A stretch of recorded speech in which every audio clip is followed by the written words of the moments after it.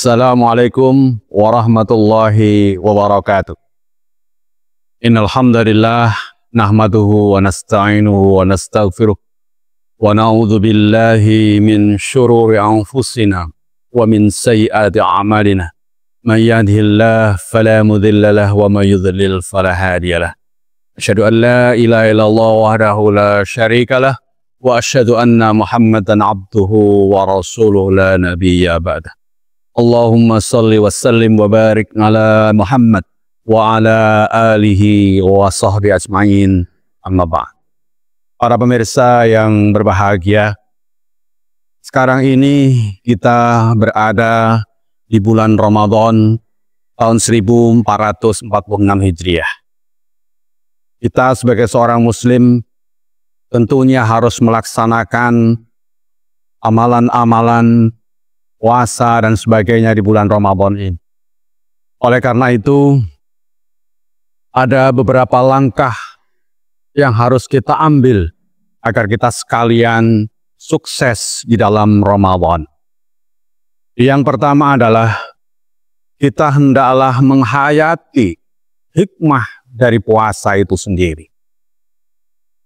Di dalam menghayati hikmah puasa ini ada beberapa poin. Yang pertama, puasa itu adalah sebagai perisai. Ini yang harus kita pahami bersama. Bahwa ketika kita melaksanakan ibadah puasa, sejatinya puasa yang kita lakukan adalah perisai, pelindung bagi kita sekalian. Lalu, perisai dari apa? Pelindung dari apa? Adalah perisai dari api neraka. Rasulullah SAW mengingatkan kita, innamas siyam junnatun yastajinu bihal abdu minan nar.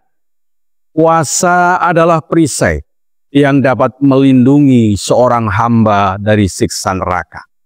Hadis riwayat Ahmad. Kemudian, selain sebagai perisai dari api neraka, puasa adalah perisai dari berbuat dosa. Rasulullah mengingatkan kita, wasyamu junnatun wa idza kana yaumu shaumi ahadikum fala yarfus wala yaskhab fa inna syabahu ahadan aw qatalahu falyakul inni imru'un shaim. Puasa adalah perisai. Jika seorang dari kalian sedang berpuasa, janganlah berkata keji dan berteriak-teriak. Jika ada orang yang mencercanya, mencelanya, atau memeranginya, maka ucapkanlah, saya sedang berpuasa. Hadis riwayat Bukhari dan Muslim. Para pemirsa yang berbahagia, kemudian di dalam menghayati puasa ini, kita juga perlu memahami bahwa ada dua kebahagiaan bagi mereka yang sedang berpuasa. Dua kebahagiaan itu adalah ketika kita ketika kita sedang berbuka puasa. Rasulullah mengingatkan kita, lis-shaimi farhatani, farhatun 'inda fitrihi wa farhatun 'inda liqa'i rabbih. Bagi orang yang berpuasa itu akan merasakan dua kebahagiaan. Kebahagiaan yang pertama adalah ketika ia berbuka puasa. Ketika kita berbuka puasa, sebelum datangnya waktu itu, kita sudah bersiap-siap menunggu dengan menengadahkan tangan untuk berdoa kepada Allah SWT. Kemudian begitu azan bergema, kita membatalkan puasa kita. Betapa bahagianya kita ketika itu. Sambil mengumandangkan doa. Dhahabat dhama'u wabtallatil uruku wa thabatal ajru insyaallah. Kemudian kebahagiaan yang kedua adalah ketika kita bertemu dengan Tuhan kita. Ketika kelak kita menghadap kepadanya. Inilah dua kebahagiaan itu. Kemudian yang termasuk harus kita menghayati hikmah puasa itu adalah kita Ketika sedang berpuasa ada bau mulut yang tidak enak. Yang tidak enak. Yang tentunya itu bagi kita manusia. Tetapi di sisi Allah, bau mulut yang tidak enak tadi adalah bagaikan wangi, bagaikan minyak misk. Oleh karena itu, janganlah khawatir ketika bau mulut kita tidak enak. Tetapi di sisi Allah, bau mulut yang tidak enak tadi adalah sebuah wangi yang seperti parfum. Kemudian kita dijanjikan oleh Allah surga khusus, yaitu surga Ar-Rayyan. Para pemirsa yang dirahmati Allah. Kemudian hikmah yang harus kita petik dalam puasa adalah bahwa puasa itu adalah ibadah yang sir, ibadah yang tersembunyi, yang tidak bisa kita pamerkan. Sehingga hanya ada Allah dan kita. Oleh karena itu, Allah sudah menyampaikan bahwa kullu amali ibni Adam lahu illas siyam. Semua amal anak Adam itu adalah baginya. Illas siyam, kecuali puasa. Karena itu adalah untuk Allah. Dan Allah lah yang akan menggantikan, membalas ganjaran puasa itu. Bapak sekalian, kemudian langkah yang kedua yang harus kita fahami ketika menghadapi Ramadan, ketika berpuasa adalah kita hendaklah memahami fikih puasa itu. Sehingga kita memahami apa pengertian puasa itu. Apa rukun puasa itu? Siapa yang wajib melaksanakan puasa? Siapa yang boleh berbuka? Siapa yang boleh tidak berpuasa?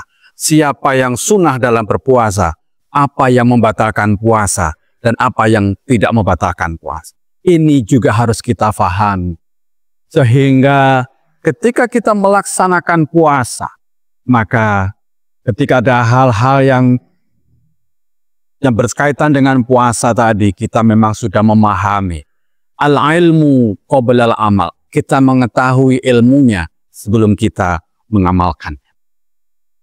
Bapak sekalian, kemudian yang ketiga adalah langkah sukses Ramadan adalah kita menjaga puasa kita. Di dalam Ramadan, di dalam puasa ini, hendaklah kita menunaikan sunnah-sunnahnya. Sunnah-sunnah puasa itu apa saja? Kita memahaminya. Di antaranya adalah bagaimana kita mengakhirkan makan sahur, mengawalkan berbuka puasa. Ini adalah termasuk sunnah-sunnah yang harus kita lakukan, harus kita perhatikan ketika kita melaksanakan puasa Ramadan.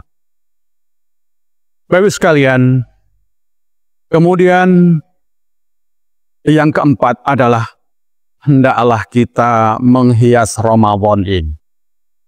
Ibarat rumah, maka hiasan pernak-pernik di dalam Ramadan ini banyak sekali. Salah satunya adalah salat tarawih, tilawah dan tadarus Al-Quran, bersedekah dan amal kebaikan, memberi buka kepada orang yang berpuasa, melakukan iktikaf dan sebagainya. Ini adalah hiasan-hiasan yang harus kita lakukan di dalam bulan Ramadan. Kemudian langkah yang kelima adalah bagaimana pasca Ramadan nanti kita mempertahankan Ramadan yang kita lakukan itu dengan tetap istiqomah siam kita, qiyam kita, tawadhu kita, bahkan kedermawanan kita selama bulan Ramadan yang kemarin kita lakukan. Bapak sekalian, mudah-mudahan Ramadan kali ini bisa sukses kita raih, minimal dengan menghayati hikmah puasa, memahami fikih puasa, menjaga puasa kita, menghias Ramadan kita, dan kita istiqomah di dalam pasca Ramadan yang akan datang ini. Barangkali demikian, mudah-mudahan bermanfaat bagi kita. Assalamualaikum warahmatullahi wabarakatuh.